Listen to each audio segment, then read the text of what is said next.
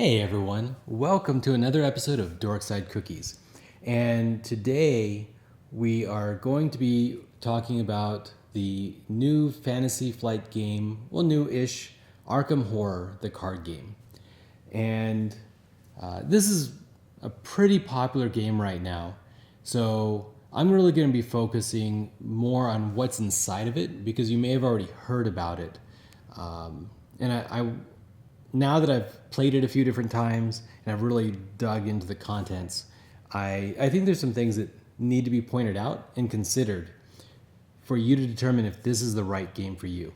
Now, what's weird about Arkham Horror is that it's a living card game, and so it's a fixed set of cards, and they keep releasing packs, and the packs are fixed sets of cards, but it's a cooperative game. And because of that, you really probably only need one set for your group of friends. Now, the base game includes enough cards for 2 characters to play at the same time. If you want to play with up to 4 players, then you have to have 2 copies of the same box. I think it's kind of reasonable, but there's some problems with it. Take, for example, because it's a cooperative game, that really means it's you and your friends against the board. Well, that means there's basically a monster deck, or actually a couple different monster decks for each story. And while you need more cards for your player 3 and player 4, because there's not enough extra cards for them to play with the base box. After you've bought the second box, which I did, you end up with this many extra cards that are just junk. This is basically half the cards. Half the cards in the box you don't need. Donate them to, I guess, the board game charity or something, I guess. I would have preferred a cheaper player expansion pack or something, but there's packaging restrictions and stuff, and this is all sold out as it is. So then again, it probably wouldn't have been sold out if they didn't force everybody to buy 2 of them. Okay, so what is this game if it's a living card game, kind of like a fixed set version of like Magic the Gathering, but it's cooperative, actually like its namesake, Arkham Horror. You know, what is the game? So essentially, what this game is, in my opinion, like a RPG light. Kind of like Hero Quest, Warhammer Fantasy, kind of maybe Choose Your Own Adventure, Lone Wolf. If you guys read the Lone Wolf, comment down below, because I loved the Lone Wolf series. You got to choose equipment, stats, all that kind of stuff. So your character has a stat card, right? So you choose a character, and he has stats. He has strength and willpower and lore and agility, I guess, maybe fastness or speed, I don't know. He has hit points, and he has how many sanity points he has, or how much damage he can handle anyways. And then you build your character, and your character is going to be different than other people's characters, maybe even of the same character, right? This is Roland Banks, and I've made this character, and he might be different than other people's Roland Banks. So that's what I mean by calling it an RPG light. So you build your character, and you can only have level 0 cards. You also get some madness cards in there. One that comes with your character, one that's kind of random, and that's just kind of reflects this kind of Call of Cthulhu, humans being driven insane by the mere knowledge of what the universe is really composed of. So you've built your character. He's kind of already a little insane. And you're going to go into a story. Now, the box includes 3 stories. The stories are all part of a bigger campaign. And this is like a little mini module. This is actually, I think this is more of an RPG than like Hero Quest or something like this, because this has story. And there's even like do not read. So they don't want you to go into the story knowing what the end is like. And I try to take that to heart. There's agenda cards and act cards, and they have all this narrative text on them. I don't flip them. I don't want to know until I've actually gotten to it in the story, because it isn't like it's like a novel. I don't want to read the last chapter first, right? So 3 stories, effectively it could be 3 games. And that's something you're going to have to think about is the price of admission to get this game worth 3 games? Now, if you play the first game, you're stuck in a house. And the house has, like 5 rooms. And you have a little card that's like a miniature. And so your character literally walks around the house.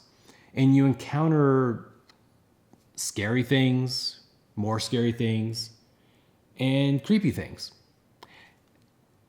And while you're doing that, you're looking for clues to try to solve the story. How successful you are at finding the clues, not dying, not going insane, with your friends, who are also all wandering around the house, will determine which story ending you get. Again, it's like a choose your own adventure. Do this, turn to page 72. Do this and turn to page 73. It's that kind of game. With that, you might like for us, getting through the first chapter takes us about an hour. I've done it twice now. Gonna do it a 3rd time. But the other chapters in this story have many more locations. One of them, you're wandering through, it seems like all of Arkham. There's like 11 locations. So it is 3 stories, but the story seems like it's going to be kind of involved, and there's lots of stuff going on. As you go through, you also get to advance your character.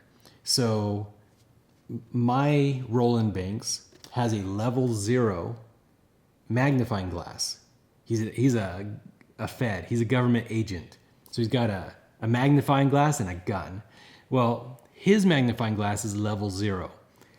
After I've progressed from chapter 1 to chapter 2, I'm going to get a certain amount of experience based off of how successful I am. And that experience I can spend to purchase more cards. So there's a big stack, especially if you have 2 boxes worth. Big stack of higher level cards that you can purchase, or new cards. So I can give up, so I have 30 cards to begin with, roughly, and I can give up one of those cards to buy a new card to put it in. You always have to have 30 cards plus your special thing. Like I have a 38 special, and you'll pick up like people through the missions that will help you and join your character. Well,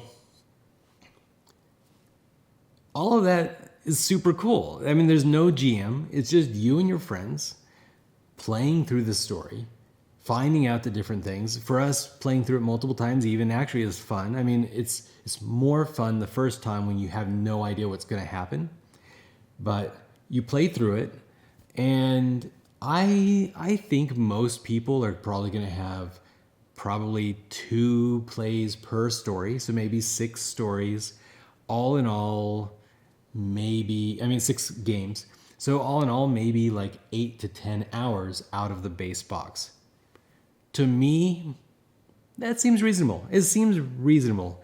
Of course, they sell more adventure packs, and the adventure packs are, I'm not really sure because they're all sold out, but I think they're about $15 for the small ones and 30-ish for the big campaign boxes. It's unique. Like, the closest thing to this game is the Pathfinder card game. And I really like the Pathfinder card game. I like this a lot more. I would love to see the Pathfinder card game redone in this style, and just buy D&D modules or Pathfinder modules and play through, advancing my character and upgrading and stuff. I mean, there's some cool things. Just like, see these tokens. These tokens, instead of dice, right? In an RPG, normally you roll dice, D6s, D8s, D10s, D20s. Instead of dice, you have these tokens. And these tokens modify a stat, right? So like my Roland has he has 3 lore or 3 investigation. I'm not sure what the symbol means. But so if I'm looking for a clue in a room, then I have to reach into a bag. And of course, we have our D and Dorks bags. We'll be selling them at conventions. We have a bunch of these, so I think they're pretty cool. Anyway, so we reach into the bag and we're like, okay, in order to find the clue, I know I need a 3. And I have a 3. So that's great. 0 or better, and I win. -2. This is Cthulhu. You're supposed to lose. So 3 minus 2 is 1. I needed a 3. I did not find the clue. That's kind of the game. You wander around looking for clues, trying to figure out what to do. Meanwhile, bad things are coming out. The floor is falling away, and ghouls are like lunging up above and trying to pull you down into the depths. I mean, cool stuff. The things you do in each story affect the next story, like a proper RPG should. And that's it. Now, I love this game. I've played it what will be 3 times today, and I'm super excited about this game. I was excited before I played this game, and I'm more excited now. However, I thought all people who like D&D would like this game, but it's not true. They don't always like this game. I think there's a complexity. I mean, look at all these cards. There is a lot of different cards, and there is a rules reference that is 32 pages long, small type, and there is a lot of little things that you need to kind of know about. Like, there's a word called peril. If you draw a peril card, you're not supposed to ask anybody else at the table for help. You're supposed to handle it on your own, which is interesting. Like, I think that's a neat idea, but those little keywords are easy to miss while you're playing the game. There's a lot of little things, like you can play every adventure, easy, standard, hard, or expert. In mid-game, we accidentally flipped the card to hard mode, and we lost. Then we remembered. No, we didn't remember, but we realized, we were like, wait a minute, how did things get so hard so fast? We just accidentally flipped the card. It's just little things like that make the game pretty complex, and definitely the kind of game you don't want to rush through. To me, it's not really a problem, but people who come to the game just to relax might get frustrated and just might honestly ask themselves, like, why am I playing this hyper complex game with so many different rules and so many different things to keep in mind? when I could just play Ticket to Ride, right? I mean, you kind of know how to play Ticket to Ride after 5 minutes of being explained to it or something. So I get it.